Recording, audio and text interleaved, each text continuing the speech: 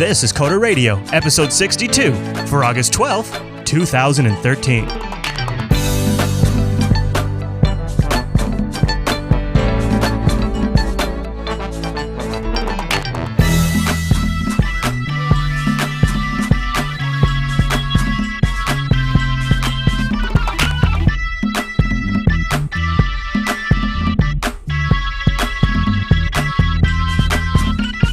Hi everyone, you're listening to Coder Radio, Jupiter Broadcasting's weekly talk show taking a pragmatic look at the art and business of software development and related technologies. This episode's brought to you by our two fine sponsors, GoDaddy.com and Directory Wizard's UnitySync. I'll tell you more about both of those fine products as the show goes on. My name is Chris. We stream this episode live on a Monday morning. And of course, joining us every single week is the always excellent, sometimes grumpy, and on the East Coast, Mr. Michael Dominic. Hey there, Michael. Good morning from the Jersey Shore. How's it going over there? Not bad, Chris. Yeah. My reputation for being crazy and a little bit mutable, still intact. Nice! Good. So, listeners from last week will remember that me and Chris both decided that getting an office would be a bit too costly. Yeah, probably a bad idea. After some deep, and really the result of the whole show was the conclusion. You went from, I'm going to buy an office, to the end saying that would be a ridiculous move on my part. And this morning I signed a lease. So, keeping my pattern of saying I'm not going to do things and doing them. Yeah, good. You're right on track. So basically, if you've learned anything from this show, it's basically if I absolutely say no to something, I'll have it done in a week. Oh no! Okay, all right. So, all right. I mean, for those keeping track at home, and not mark this one off on your Coder Radio scorecard. But okay. So what happened? What happened? I thought we came together as brothers, and we decided we would push on in our homes within the pact of rationality that we had formed between each other. So, okay, the price was right. Oh, okay, all right. The space was bigger than I was looking for. Oh, and it's less about the consulting stuff and more about the games company that I haven't leaked 1,000 times already. Is this? Yes. Yeah, it's all about business. Because I'm finding that all you creatives, in quotes, with your black turtlenecks, just really can't work at home. Well, and if you're working with people, when you're working with a team, I think it kind of changes the game. I think it changes the factoring a lot. See, because I was really coming from a standpoint of somebody who kind of is sort of running the whole show. And then, I have like a little spot for people to come in and hang out in the studio and then they go home. And that's the thing. I mean, not that I won't use it as well for my consulting. I mean, why not, right? Yeah. But it's really going to be mostly about the games business because there's just so much inefficiency there with working with a group of people and not having a space. It just isn't worth it. I hear you. Well, you'll have to keep us posted on how it turns out. Now I can live vicariously through you. So you just go make all the mistakes you feel like making, so that way I don't make those mistakes. Well, I'll let you know if I'm wasting money. Okay. We'll see. I have a feeling it was the right move. All right. Well, maybe we'll find out more about that later on, like how you're going to be paying for that with some game that probably you don't have any comments on. You're not working on some game that just got canceled. Rumored. What? Nothing.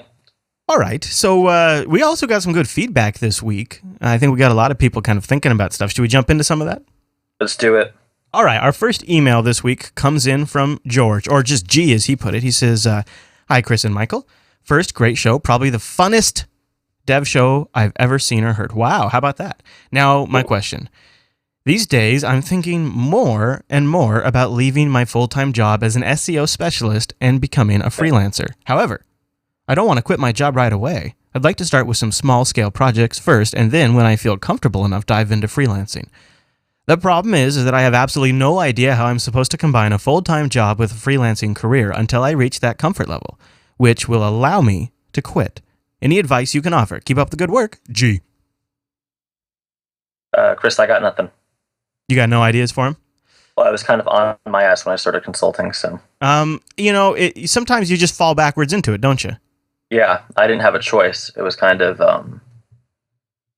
I imagine if you're working a 9 to 5, you could just take on a few small clients and work that into your evenings.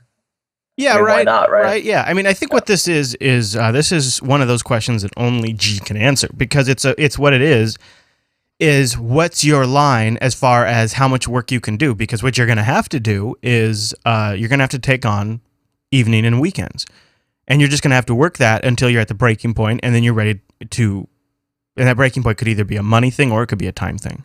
I mean, I have a friend who did this where once he made equal money consistently for 3 months to what he was making at his job, then he resigned. Right.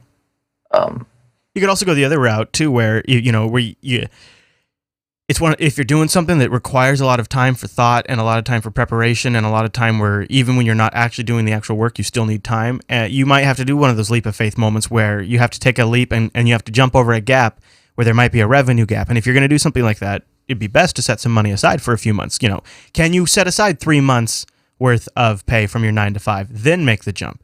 Or can you take on 2 clients and sort of let them know, hey, this is sort of a part-time thing, but I'm building this up, so I might not be available from 9 to 5 all the time, but I'll try to get back to you within a couple of hours if you send me an email, and I'll work on it. And you just got to make that call.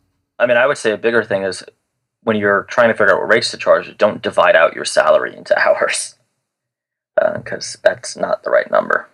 Yeah, it doesn't work like that because there's a lot more than just the hours. You'll get hit with taxes and you'll be in a lot of trouble. Right, and all the little things that come up in between that are kind of hard to put on a timesheet, but you still end up getting nickel and dimed over. Oh, sure, phone calls, quick emails, exploding MacBooks, yeah. Even just logging in and restarting a service real quick. Oh yeah, I just logged in and restarted the web server. It took me 10 seconds. And then there's all the bookkeeping. I mean, you need to really think about how you can balance this first. Because one risk is that if you take on too much while you still have a job, you'll do poorly at your job and then also piss off your new client. Yeah, you don't want to suck at 2 things. One thing I've heard of people doing is actually telling their employer that they really don't want to be an employee anymore and get them as an initial client. Yeah. Oh, yeah. If you have that kind of relationship, that would be ideal. I've also heard of employers firing people on the spot for that. So it's kind of, it depends on your state. For instance, in New York and New Jersey, it's employee at will. So, if you're going to have that conversation, be ready to walk out that day. I hate to say it, but really, it's about money, right? You need to know, do you have a family? What's the financial screen point where you can't, pay your rent or your mortgage or whatever it is? Right. Yes. I am in complete agreement, and that's all of these things are internal lines that he has to draw. Yeah. I mean, I'm fairly conservative, so I would say my screen points are a lot. Really, I'm screaming, but it's not that bad, right? I try to keep months back as a safety. Mm-hmm. I don't always succeed when I blow up Apple products. They're surprisingly, it costs more than my rent. In fact, usually they cost more than the rent in the office and the house combined. Ouch. So, ouch. That is, you know what that is? Inappropriate? It is inappropriate pricing. You asked me on the pre-show what I thought the new Mac Pro cost. I think $3,000 or more minimum. Yeah, I think so too. Yeah. It's just ridiculous. Yeah, I can't see it being, especially when you put those Xeon processors in there, and then you also put those business class ATI cards in there. I'm sorry. Yeah, and I'm buying the consumer ones with the Intel chips, so I can only imagine the Xeons have to be. Yeah, I think like the chips, the CPUs alone are like $1,200 in that thing. And it's your base price right really there. Wow. Yeah, I think so. No, I'm sure Apple gets some sort of sweetheart bulk deal from Intel. Yeah, but if I was Joe Blow buying those off Newegg, I think they're around $1,200. Yeah. That's ridiculous. Get it out of here. Get it out of here. We'll see. I think the Hackintosh market's going to get a good boost. All right, should we read Aaron's email? Yeah, Aaron's all upset. Yeah, he is pissed, as he puts it, at mobile app developers as a parent, and he'd like to hear our thoughts on the problem. I have a 7-year-old son who takes after dad and loves anything related to computers. About a year ago, I hooked him up to my Google Nexus tablet and forgot to set a PIN for purchases. Next thing I know, I get a call from my bank asking if I really ran up a $500 bill in charges to Google Play. My son had been buying gifts, points, and expansion packs in his favorite game. Oops, my bad. So I did my due diligence, and now I gave him his own lockdown profile. But here's the problem. His profile is locked down, so it requires me to find and load a game for him. But it seems like every game I find to test and play for a few minutes works well, but then degrades after an hour into nickel and diming them for upgrades, better weapons, or points. And the game is usually damn near impossible to complete without spending more money. I can only imagine if a car sales worked this way. Wow, look at this guy's with his shiny new BMW for only $1,000. Oh, you wanted to be able to put more than a gallon of gas in it? That's $2,500 for a fuel tank. Steering wheel? That's going to cost you $1,200. We're having a special on windshields and 2 tires for only $1,337, and we also swap out the go-kart engine for a tractor engine for $9,000. This is an ugly situation, and it's forced me to stop buying apps for my son. How can I tell that an app won't nickel and dime me? And more importantly, how can I both encourage my fellow developers to stop this bad practice, raise their rates so they get their money's worth, and make it easy to distinguish these great apps from the sleazy dime apps? I look forward to your insight. Keep up the awesome show. Boy, I feel his pain so hard. Yeah, so I think before we say what I think we're both going to say, I should tell a little story. I gave my brother the first Kindle Fire that came out as a gift, right? Yeah. I had, unbeknownst to me, turned on one-click purchasing on it. I had a credit card, an Amazon credit card tied to it. He ran up $3,000. He just straight out bought whatever he clicked on. And not digital, from Amazon.com. No. Yeah, because somehow he didn't have to log in, because I had logged in, I guess, 10 minutes before to do something. Oh, no. So were you able to send that stuff back? Well, the nice thing was because it was an Amazon card, and Amazon, they were able to just cancel all the orders immediately. Because I noticed instantly, because I got an email saying, your credit card is over the limit. Thanks for spending a bajillion dollars. I was like, wait, what? Yeah, like I barely use it. Like, well, how could it be over the limit? And he has done that in in-app purchases as well. Mm-hmm. Not to the same extreme level.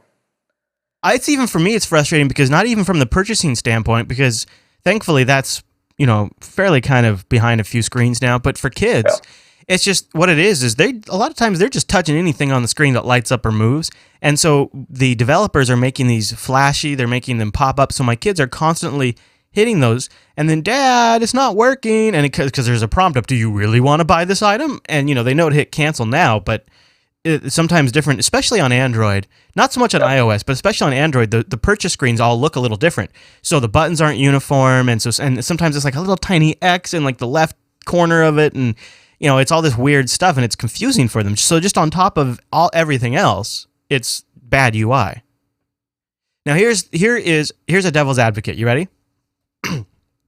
Go with it. I think I'm on the other side, actually, so go with it. How is this that much different than going to the arcade and pumping quarters into an arcade machine?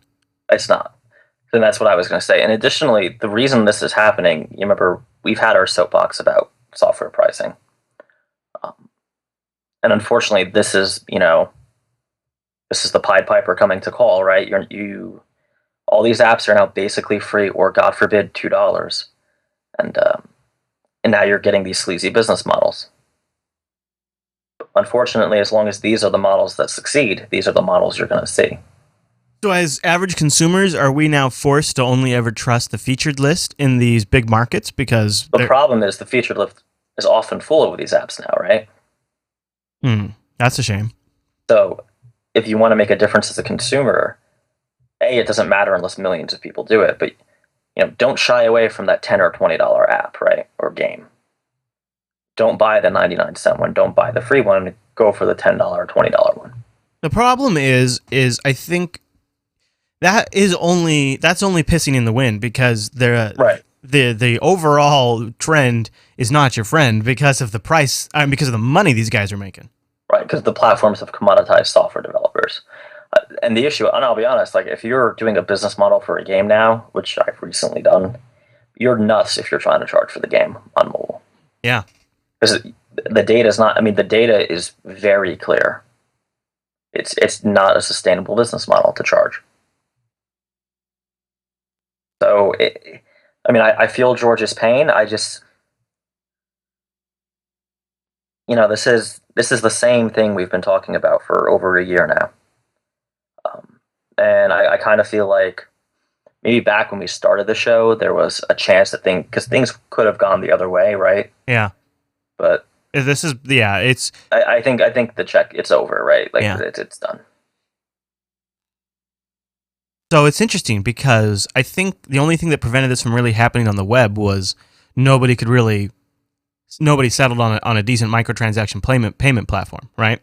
And the platform providers in this case, just they handle that aspect of it. You got Google Wallet, you got the iOS store, you got all of the stores have their own payment system now. So it's been available. I feel like there was attempts to do this on the web a few years ago, and you always had this resistance to PayPal, or you had a resistance to Amazon, or you had a resistance to whatever, and it never really was quite well integrated and smooth enough. But with these systems now, with credit card on file, one-click purchase, it removed the friction, it provided the payment platform in terms everybody was like, we could agree on, even if they didn't love them, and boom. I mean, it almost seemed obvious. It almost seems obvious in retrospect this is what would happen. I think the real problem is that there was a time when app prices were and games, just using app very generically here, right, were driven down, and we still didn't have these in-app purchase models. So for a time, the mass general of the populace was thrilled about either all apps are free or 99 cents, right? And there was no downside because developers were buying into the whole volume lie, right? You'll make it up on volume, which has turned out not to be true. And now those same developers are, let's not forget, with this whole mobile boom, how many mobile development shops have gone bankrupt, right? It's not been, the gold rush that they played out to be in Ars Technica. Or TechCrunch, right? TechCrunch makes it... TechCrunch, you can't, you launch a mobile app, you can't lose, right? You're a rock star. You're a rock star, and VCs are throwing money at you, according to TechCrunch. I mean, the truth is, even just like any other business, the vast majority of dev shops go bankrupt in a year, just like a restaurant, just like any other kind of business. And you don't have to take my word. The United States government, if you're thinking of American companies, they have that in the Small Business Association. You can just look it up. It's a figure. Most don't make the first year. And even more don't make it to 2 years. And I hate to say it, but that's definitely been the case of mobile gaming, right? And this is what they have to do to survive.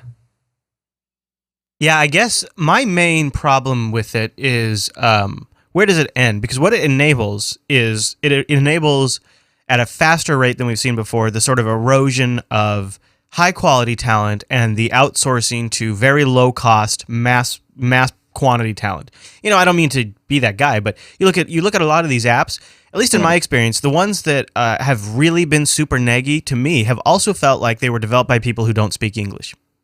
The UI just sort of there's elements to the UI that has somebody who's used these devices for a long time. I can kind of detect some sort of design differences there, but mainly it's in the language structure and how the prompts come up and what they say and really how awful the grammar is. To me, it seems obvious that what these companies are doing is maybe they're buying an engine, they're hiring 40 developers out of China for 2 months, and they're crapping together some code, and then they keep them on retainer from that point forward to continue to build little cash items that people will buy in the store, and they can just pay these guys a small low rate, and they just keep coming up with crap to sell in these stores, and it's not providing jobs for developers, it's not providing a quality experience for users, and it's not, in my opinion, really helping the platform look better either.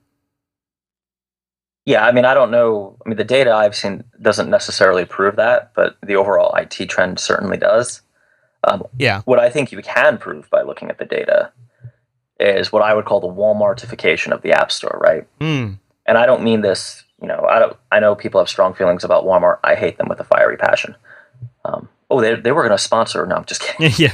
Walmart's new digital app service. And the reason is because they are dishonest. Yeah. Like, I have reasons personally know that I never worked for them, but very dishonest company.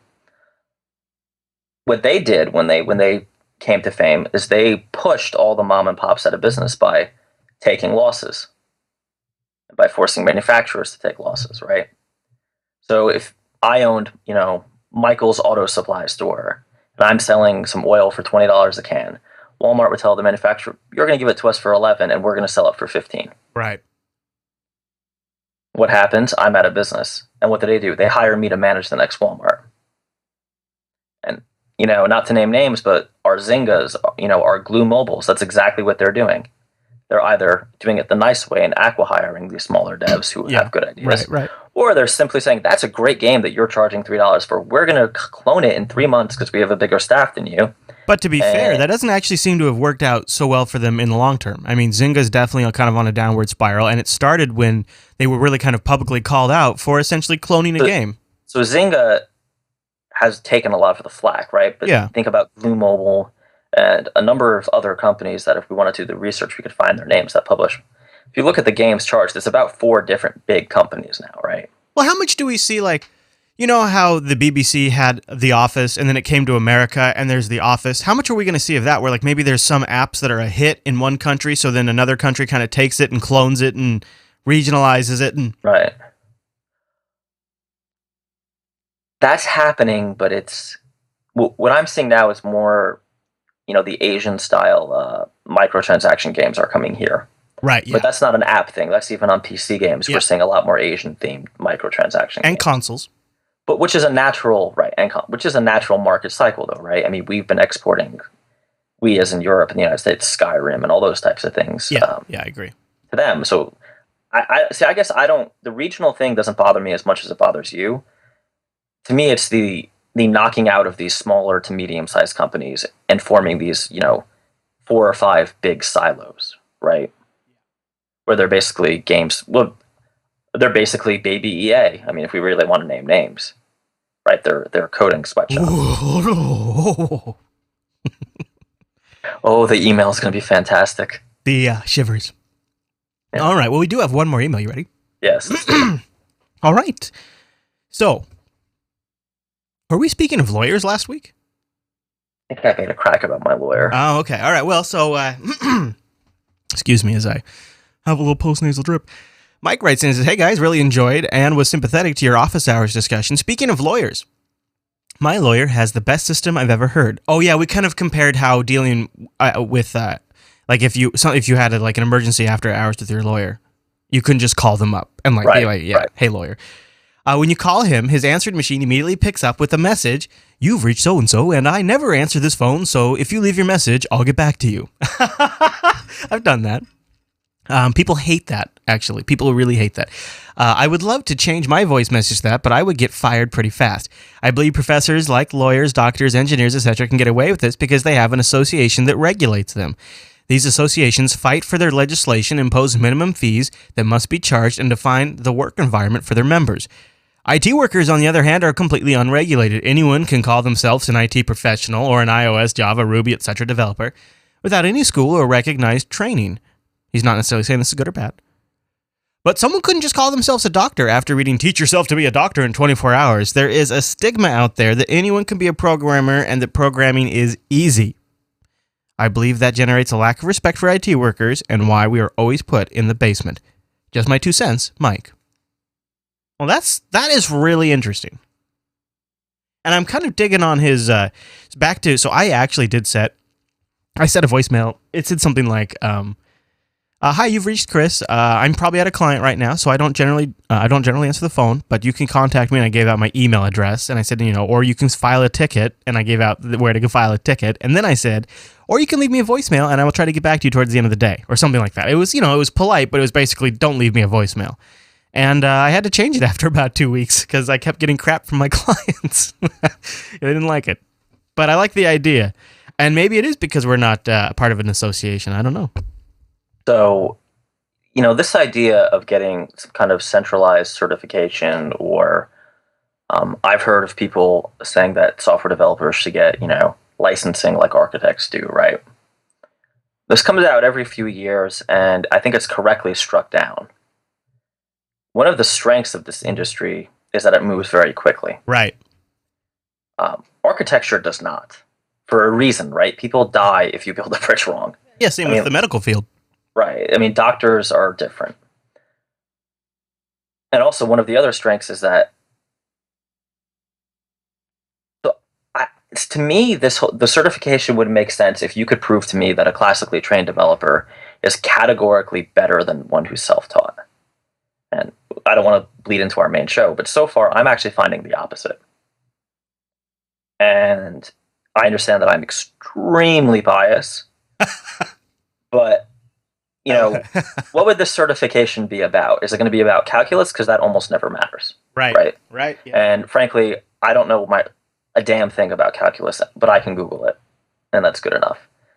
Now, if it was about not blowing up my source control, well, then I think you should take the exam. And frankly, I've also interviewed a number of Java certified developers who don't know shit about Java. So I don't know. I mean, maybe this is back to the school systems not. We've kind of hit this before where I feel like programming is more akin to being a carpenter than to, say, an accountant. Okay, sure. And maybe, I guess to put this without getting into a whole big debate is that what is going to be on this test that you can prove to me will make someone who's passed this test a good developer? Huh. Right? I mean, to me, the best things to put on the test would be like analogies and logic puzzles, not math. I know we have this image of the lone hacker who can't talk to people and freezes up in front of a secretary. Right. Frankly, that guy is useless. Right? Like, people exploit that guy. That's what that guy's. That's the guy you pay $7.25 an hour because he can't ever get promoted anywhere else. Yeah, and right. Yeah. You think you own him? You're rude to him. Yeah. Yeah, and I like what Alex is saying. Programming really isn't a science, right? I mean, maybe when computers were first invented, right? Maybe in the 50s, 60s, and even 70s.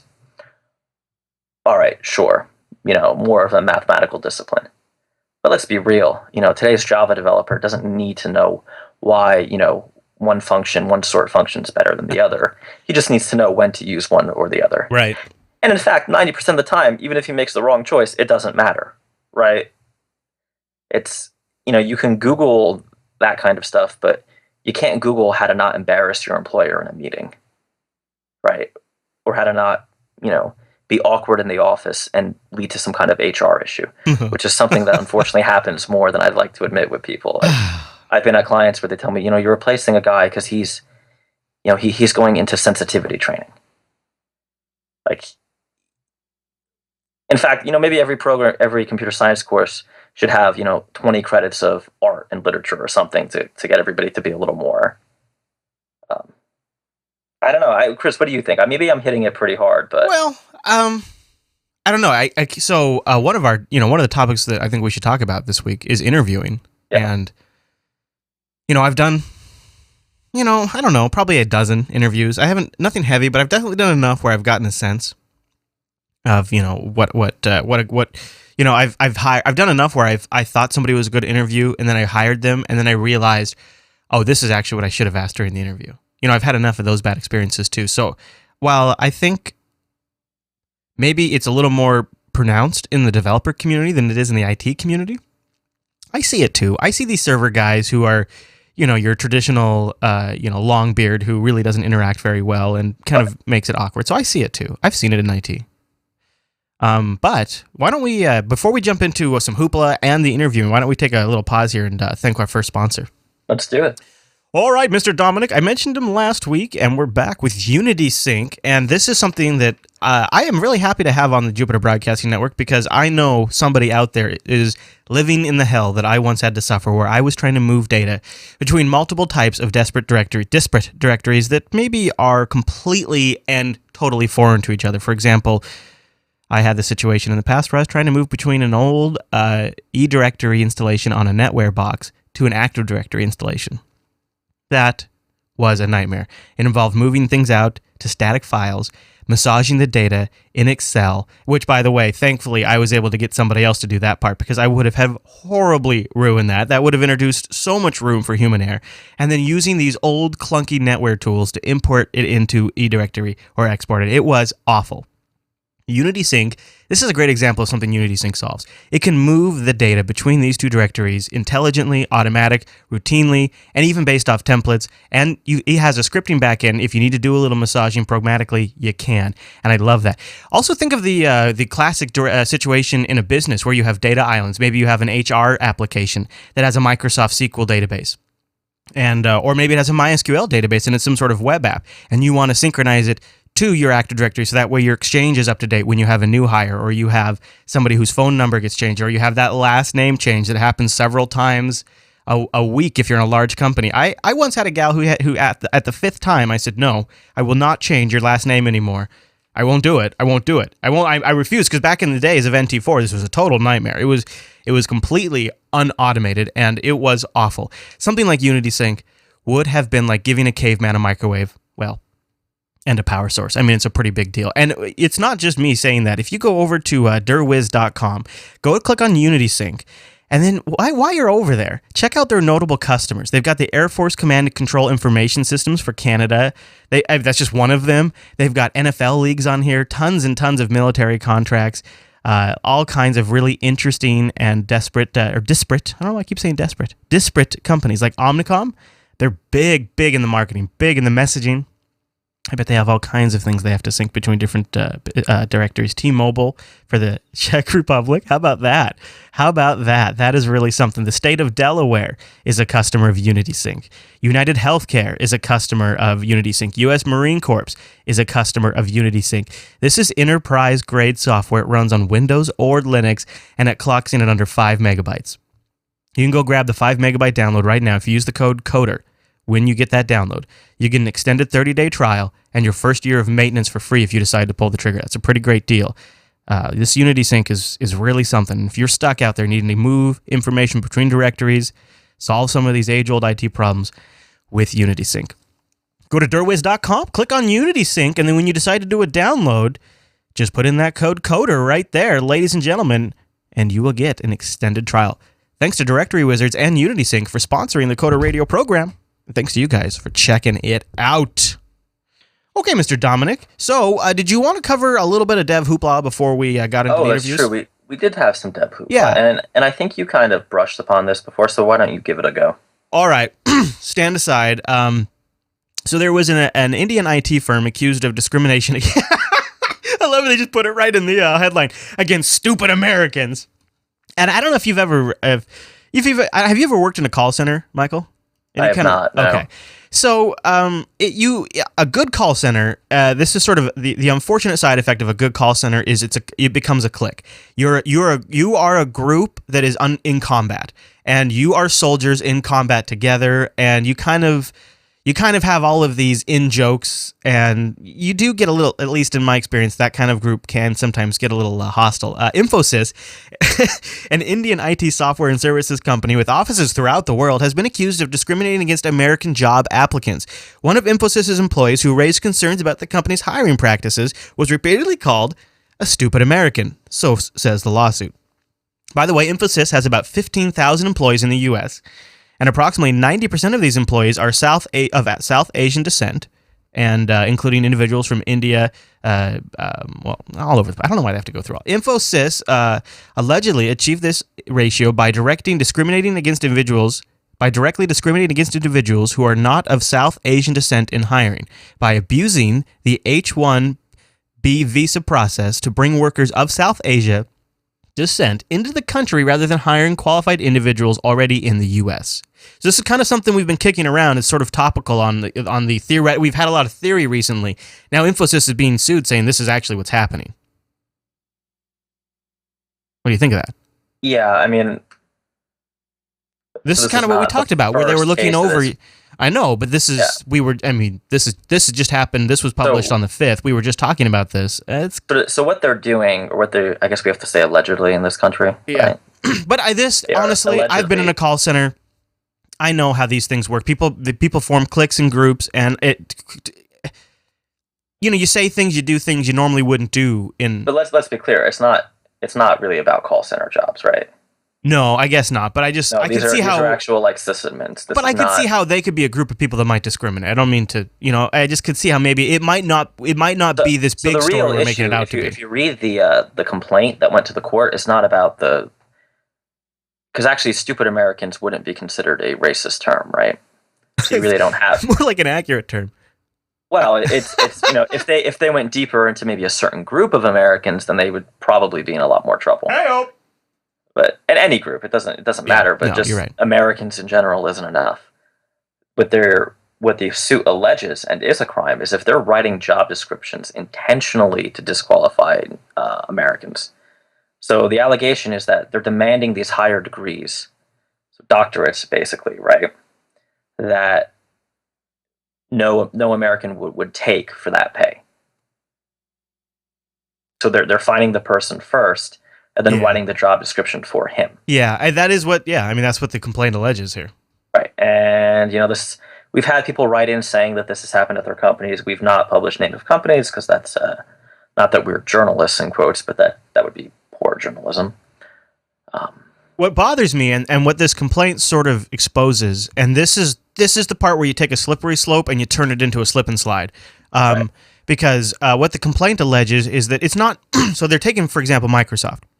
It says Americans would be shocked to know that H-1Bs are not going to Microsoft. Instead, they go to these firms, largely in India, who then find workers, engineers, who will work at the low wages in the U.S. for 3 years, and then then Microsoft pays to Infosys or these other types of companies. So it's kind of like Microsoft. These are consulting firms. Yeah, Microsoft's just hiring a consulting firm. They're not abusing the immigration system. They're just hiring. Hey, man, we just have a contract with Infosys. No bigs.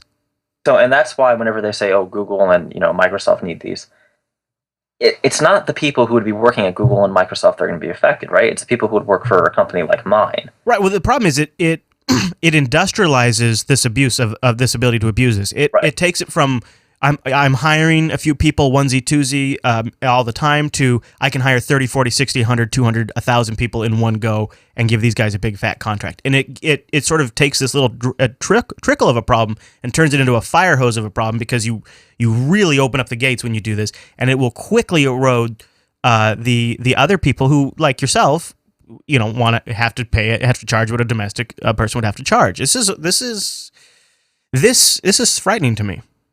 So the problem is, there's been a lot of discussion even in politics about changing the law. But so, this is one of those things like import tariffs, right? If there's any loophole, it will be abused. So if you say, okay, foreign companies can't have H-1 visas, fine, open a subsidiary that's based in Delaware, and there you go, right? You're no longer a foreign entity. Unfortunately, I think this is just something we're going to have to live with. Unless some politician's willing to be the guy to stand up and say, you know what, no more H-1 visas, which is A, a bad idea, and B, is not a tenable position for either party. Right. Right. I mean, the Democrats won't do it because they're all about, bringing more people in, and the Republicans, it would hurt business too much. So that doesn't seem like the fix. I mean, that would be, for people like me and you, eliminating H-1 visas altogether would be, a dream come true, right? I suppose that so. Just takes out the competition at the lower end. Right. Yeah, I suppose so. Yeah. Because let's be clear, this isn't, greedy American small businessmen trying to get rid of foreigners. This is companies exploiting these people, paying them, for a senior level developer, paying them $15,000, $20,000 and telling them if you don't work 60 hours a week, we're sending you home. So this is the situation. I mean, I know from the feedback from a lot of our listeners, people care, but this isn't a big issue for them, right? So this isn't changing people's voting. And to be fair, neither party wants to stand up and do this. Lawsuit was filed Thursday in U.S. District Court in eastern Wisconsin. The only freaking area where this suit might actually work. She applied for a job as a lead VMware Windows administrator at Infosys.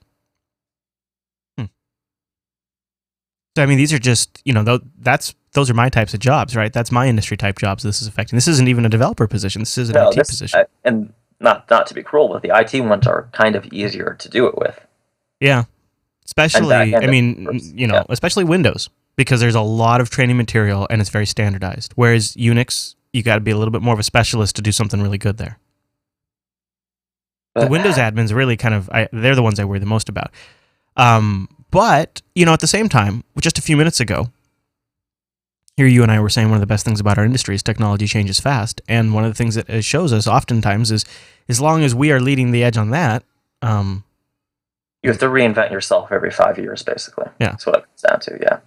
And you can either consider that the burden or you can consider that the joy of it, I suppose. Right? Yeah, I mean, there could come a point where this gets so out of control that doesn't help anymore, right? That's why if I was an IT guy, I would switch to podcasting. You might, huh? You might, because you might have seen the writing on the wall about 10 years ago. Actually, I remember I worked for a company that their whole gig, right? There was IT guys on the ground, right? You went with them and they would send out a contractor.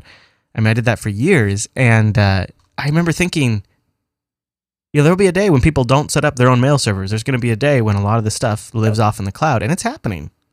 And this is part of it. This is this is happening at the other end. Getting chewed at both ends. There's a lot of doom and gloom around this stuff, but yeah, I was trying to turn it. I was trying to turn that frown upside down because I don't want this to be the downer podcast. Yeah, and I would say that to be honest, I'm seeing with a lot of clients that they've gone overseas and then come back. Yeah. That is true, right? Right. You have people who want a premium product and they know what it takes. Yeah, at some point, what is it? They used to say you get what you pay for, right? I mean that. Just like anything else, you could buy the cheapest car at the used car lot. Best of luck with that, right? All right. Anyway, moving on to unqualified Americans. Before we get to the unqualified Americans, I'd like to thank our second sponsor this week. These guys are GoDaddy.com. They are the world's #1 domain name registrar. There's no beating around the bush. They are the dominant player in the market, and now they're making things even better. They're responding to your demands.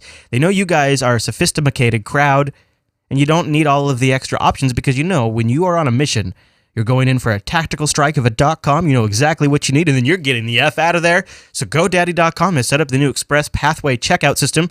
We've got that linked in our show notes. You go to Coder Radio show notes, click the GoDaddy link, and you get the new Express checkout. If you use the code CODER249, you're going to get that .com for $2.49. That's cheaper than some apps out there. I mean, talk about GoDaddy is like in the arms race for .coms, and they are launching them out of cannons of awesome. And let me tell you, at Coder249, you're getting that .com for so cheap that you can use it for just about anything. I have bought a couple of different .coms to point at my home address, so that way later on, if I decide to break these services that I'm setting up at my house off to a VPS or on Scale Engine or something like that, I don't want to have to reconfigure all of the applications. I don't want to have to go back and change the IP. I just have it all going to a .com, and it's easy to remember for my wife and later on for my kids. It's super fun. It's something. It's an in-home joke between all of us too. So it's great. And when I've been here for people that have been using these for wedding invitations, for party invitations, my grandpa's birthday. I should have told you. I meant to tell you in the feedback. I gave my grandpa a gift. I'll tell you about that. And I got him a .com too. When you're using the code CODER249 at checkout, you get anything for $2.49 bones. Also, if you want to buy some other stuff, maybe you're getting some hosting, it's got to be a new product, something new for you. If it's something new, throw all that stuff in a cart, get it all nice and high, get a bunch of money, and then just take a machete and whatcha! And that machete is the code GO32 off 4. Whatcha! That's what you need to do. That'll take it down to 32% right off the top. Boom! You're Mitt Romney up in here lowering the rates. You're lowering the rates down to 32% or taking it off. We're karate chopping the 32%. Boom! Bam! How you doing, 32%? GO32 off 4 when you check out over at GoDaddy.com. Thank you, everybody, for supporting our sponsors using Coder249 or Go32 off 4. Check out that new Express Pathway when you click our link in the show notes. And thanks to GoDaddy for sponsoring the Coder Radio program. All right, so interviews. Boy, those are just a disaster, aren't they? Yes, but what is your grandpa's gift? I'm curious now. Oh, yeah, geez, I tell you, with the no sleep, man, my mind is it is freaky how much of a sieve it is. So my grandpa turned 80 this weekend on Saturday, and I decided that I would get him. So they have been using an @MSN email address for like forever. Oh, man. Like, since MSN was like a service that was a competitor with AOL and you dialed up to it, that's how long they've had it. And I was like, Grandma and Grandpa, you guys got to get a new email address. You guys got to. So I decided to do two things. I mean, how many times does your grandpa turn 80, right? So I'll tell you one, actually. So I gave him my old Nexus 7. Oh, I got it working, by the way. I got my Nexus 7 working. There's a little trick. You have to use the original Asus power adapter, and it helps if you use the Asus power cord. And then you plug it in, and then you unplug it after an hour, and then you plug it in again and hold down the power and the volume down button, I believe. Anyways, Google has a guide on it, and it will actually charge it. So I got it working again. I updated it to 4.3 for him, and then I gave him the Android tablet with their own email domain set up on it in the mail program. So they have their own .com now, and when they got the tablet, and they just have a little button on there, and they can hit it, and it brings up their email. So I don't know if I'm going to get the new Nexus 7 now that I got rid of it. I'm just Nice. Nexus free right now. I'm just Nexus free. Yeah. But my grandpa, so it's funny because I gave him a tablet a couple years ago, like a little clunker that I had gotten. And he loves it, but it was stuck on Android like 4.0. And he was just complaining to me that, oh yeah, this tablet's great. And my grandpa's like, I want to try 4.3, but I can't get it loaded on here. And I'm like, just wait till the presents, Grandpa. Just wait till the presents. All right, Mr. Dominic. So interviews, where do you want to start? So I've been interviewing folks. You sound thrilled about it.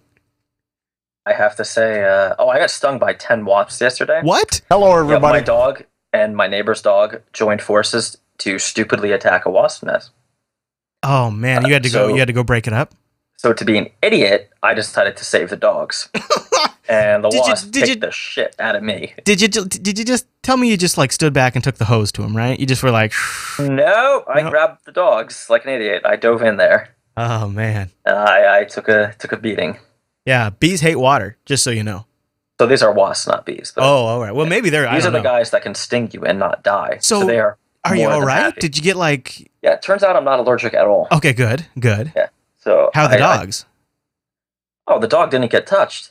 It's just me. Couldn't get through the fur, huh? Well, I think, if you've ever played an MMO, like my threat meter was much higher than my dog's. Yeah, you apparently. aggroed the bees. Yeah, totally. Yeah, I aggroed the whole hive. Yeah. But speaking of aggro, Yeah. so I've been interviewing, and wow. So it's kind of funny because me and Oren Aney, also known as Ayende Rahim, have also been interviewing at about the same time. And we've come to the same conclusion, though my standards are far lower than his. And I linked, or will link, I should say, to some of his posts in the chat room. Definitely go check it out at ayende.com. So, Chris, are you familiar with FizzBuzzed? Oh, that does ring a bell, but I don't remember. Again, it's the thing where you take like numbers 1 to 1,000. If it's divided by 15, type FizzBuzzed. Yeah, FizzBuzzed. Yeah. I have given that test 10 times. It has been failed 10 times. The FizzBuzz test is an interview question designed to help filter out 99.5 of the programming job candidates who can't seem to program their way out of a wet paper bag. That's a good slogan. Just a terrible experience. And I'm not particular, right? So these are interns. So I'm just like, so I should give some background. We're looking for, some QA interns basically do a little bit of QA development, right? We're going to train them. We're going to teach them how to do test-driven development, stuff like that. Do you fall away from your microphone? You're sounding like you're distant. Am I better now? Yeah. It's the sadness. Oh, it's sadness. So we, this isn't like, we're not going to have them doing client stuff. This is just, we have internal projects such as Code Journal. We'd like people to help us do unit testing, write some tests, document some bugs. This is a really cushy gig. But you have to pass FizzBuzz. All we ask. Oh man, I think I'd fail FizzBuzz. We prefer that you be in New Jersey, right? So you come to the office. Now? I'm getting this sense maybe this is a younger crowd because you're going for the intern. So these are college students. Okay. These are juniors to seniors, but so far they've all been in computer science, computer information systems, whatever you want to call programming, right? Yeah. So they've taken theoretically some sort of course material on it.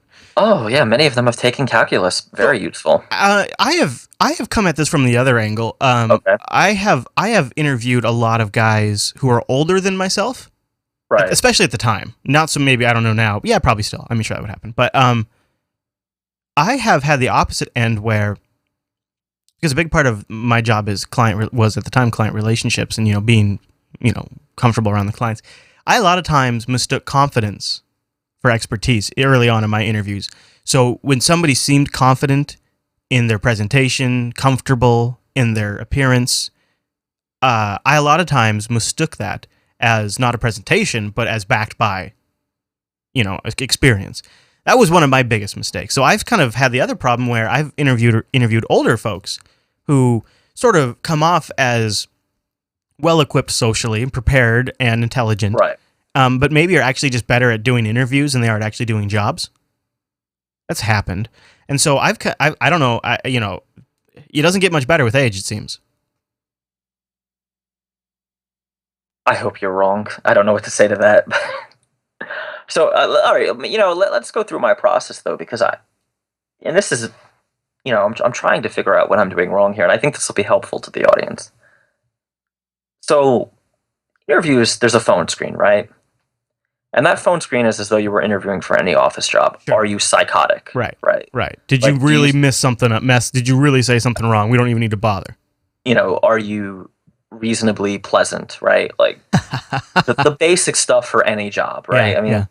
no, I'm not doing any kind of brain teasers. There's no like, hey, why are manhole covers round? By the way, it's so they can't fall in. It's nothing like that. Then we do that. I interviewed for Google one time, and they were all about the tricky questions. I'm not doing that because these are interns, and frankly, I expect them to know virtually nothing. Yeah. Right, but if you've taken Javas 1, 2, 3, and 4, I kind of expect you to be able to do FizzBuzz. Sure. In fact, if you've taken Java 1, I expect you to do FizzBuzz. By the way, we'll have FizzBuzz linked in the show notes if you guys want to go take the test. And I'm sure next week I'm going to miraculously get a bunch of people who do it right. No one's done it correctly, and I'm not even saying you have to do it in any one language, right? Like, I could make this hard and be like, do it in Objective-C, because most of them won't even know the syntax. Additionally, I'm not looking for syntax. I'm just looking, do you have the rationale to solve the problem? Yeah. Yeah, right. And what's your process, and how comfortable are you in that process? Basically, right? Because all I'm looking for is someone to help me with our internal projects and our game projects on quality assurance. So what do you think about maybe giving out some advice for folks who are looking for jobs? Because I know we hear from a lot of people who are on the interview scene right now. So there's been an interesting phenomenon. Okay. The people who ask or have the highest hourly pay expectations have done the worst on the questions and on FizzBuzz. Do you think that's just what do you think that is? I have no idea. There seems to be no correlation between GPA and how close or far, I should say, they are from the right solution. There seems to be almost no correlation between their academics and the ability to pass the test. So that's leading me to a few things. Okay. Are my local universities teaching math and calling it computer science?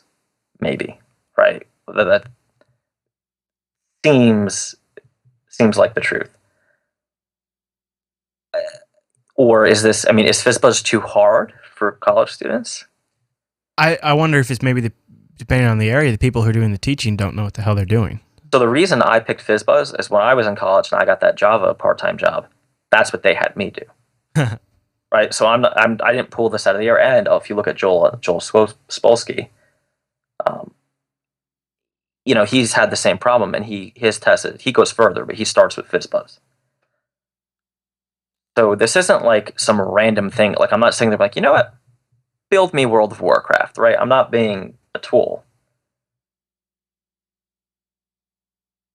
Yeah, that's exactly what I mean, Zane. FizzBuzz is... Zane, luckily enough, was brought on before I started doing the test, it looks like. But I bet you Zane would pass. It's harder to find qualified people, maybe? Maybe you should try an H1B1. Oh my goodness! So what I'm concerned with is, these are not freshmen, right? These are juniors and seniors. And for many of them in May, they're going to go out and they're going to get jobs. Maybe. Are we going to have just an entire class of totally incompetent junior developers? Well, they're going to have to learn quick. Is that what's up? Like, well, maybe it's just that these are kind of skills that school just doesn't really is not well equipped to teach. And the only real way to learn is by doing, because you have to solve a problem. But when someone comes to you and they've taken, principles of software development, Java programming is 1, 2, and 3, or whatever, and they can't write what should be a 50 or less, Java bit of Java code, right? And it doesn't have to be Java, like I said. Something's wrong. Do you know what I mean? Mm-hmm. Something's very wrong.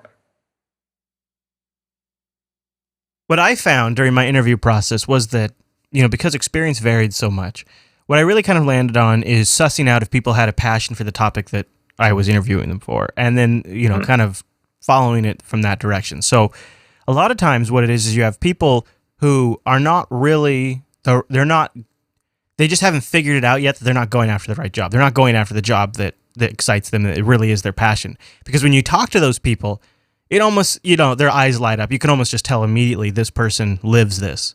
And that was sort of the sense that I started to try it. Then that would sort of be what I would align the interview from. And, obviously if the job required that somebody knew how to use SSH, I'd make sure that they had that skill set and stuff like that. But eventually I would try to look for the passion, the intellect, and the ability to learn combined with past examples of accomplishing tasks, successfully from the resume and from talking with them. Then normally, that would be essentially kind of what I would hone in on. But, I wasn't hiring developers. I don't know, maybe, there's not really a test you can give them. It's like you can't with a developer. Thank you. I've been using one of your questions. What blogs, tech magazines, or podcasts do you read or listen to where appropriate? Yeah. Does that help? Pretty much. Because if they don't have an answer to any of that, then there's an idea. So what's interesting is there's a university near me called Monmouth. They are producing the more confident candidates, and maybe this is a bad thing to say, but the less traditional, what you would think of as software developer, more of that programmer, and they're just not into it, right? For them, it's a job. Yeah, exactly. Yeah. My alma mater has a few gems, but their programming course is actually tied to the business school. So it's a business degree, right? It's information systems. And I'm going to tell you, they could write you an Excel macro like it's their job. FizzBuzzed? Not so much. That's too bad. Yeah, and Zane just had a comment in the chat, and if you don't know, Zane's an intern with us, that until he worked for me, so none of his peers in college used Git or source control or anything like that. Well, that's right. Oh, okay. So maybe it is just that because remember, I never took a CS course, so maybe I feel like computer science, like if you go get an accounting degree, you're kind of a somewhat competent junior accountant, right? Like you can go get a job and do data, do bookkeeping. Maybe that's not the case with. I think school is trying to teach more conceptual stuff, but they're missing the mark. Okay, so let me just give the solution to FizzBuzz, and I'll have to change my thing. Boom! All you have to do to pass my FizzBuzz is use the mod function, right? The stupid %sign thing. That's it. That's fucking it. I don't even care if you get it wrong. As long as you do that, I'm gonna give it to you. Oh man. Well, there you go. Now that's so simple. You gotta come up with something else. But that's it. All you have to do is know that, if I mod 15 equals 0, it must be divisible by 15. Now I know. Yeah, or if I mod, you know what I mean? It's like, or else if I mod 5, else if I. No one has thought to use the mod thing at all. I think it's technically called modulo, or I can never say it right, but I call it a mod. I think everybody else calls it a mod. I don't even care if your parentheses are wrong or if your syntax is screwed up. You can hand it to me written in lipstick for all I care. That's a pretty low bar. Low bar. Yeah, you should be able to just step over that bar. Yeah. Or hop, maybe. Glide. Well, so now what? Now what do you do? I'm gonna go cry. Is that fair enough? You gotta just, what about like finding somebody who's done a little bit of work in that area? Is there anybody that's done that kind of stuff that's at an intern level? Not really. I'm sorry, repeat the question. Well, I'm just wondering if you could go find somebody who's maybe put something up on GitHub that you like, Yeah, so that seems to be a better way. And actually, I've started talking to people who listen to Coder Radio that aren't local, because at least they have a passion, right? All right, you're trying to go local too, right? I forgot. Yeah, and that adds a layer of complexity. Right. Yeah. Oh, yeah. Tell me about it. Yeah, absolutely. If I wanted, man, too bad I need somebody here in studio, because if I could hire just anybody around the world, I'd have some great candidates to pick from. Well, that's the thing. If you could go to, I'm limiting myself to anyone in the U.S., but yeah. I like the chat room. They're like, seriously, the answer was just to use mod? What, did I interview you last week? Yeah, well, probably, right? That's why I didn't get a call back. All right, well... that's awful. We had a book recommendation from the chat room this week that I thought maybe we'd cover before we get out of here, because people... It's been a little while since we had a book, so I thought maybe people might need a new book. And this one will bring you, it'll bring you in line with the coding universe. It's called Code, the Hidden Language of Computer Hardware and Software. Now, if you get this bad boy on the Kindle, 10 bones. If you get it on paperback, 11 bones. If you get the hardcover, if you're hardcore, $70. $70 for the hard. That's damn. I'm going to say probably worth skipping the hardcover for this one, but we'll have it linked in the show notes. And if you click that link and buy this book, it will support the Jupiter Broadcasting Network because it is affiliated, and we appreciate that. And it'll be an interesting read. Our chat room, it came highly recommended from the smart people in the chat room. All right, Mr. Dominic, was there anything else we want to cover before we get out of here? No, we have an exciting show next week, so be sure to tune in live. Great Caesar's Ghost. Yeah, don't forget the Coda Radio program is live on Mondays at 9 a.m., noon Eastern, over at jblive.tv. You can email the show, codaradio@jupiterbroadcasting.com, or hit our contact link. You can also start a thread in our subreddit, codaradio.reddit.com. All right, Mr. Dominic, where should people find you throughout the week? Just find me at dominicm.com, and I'm terribly sorry if I post your answers to interview questions. Oh! All right, okay, all right.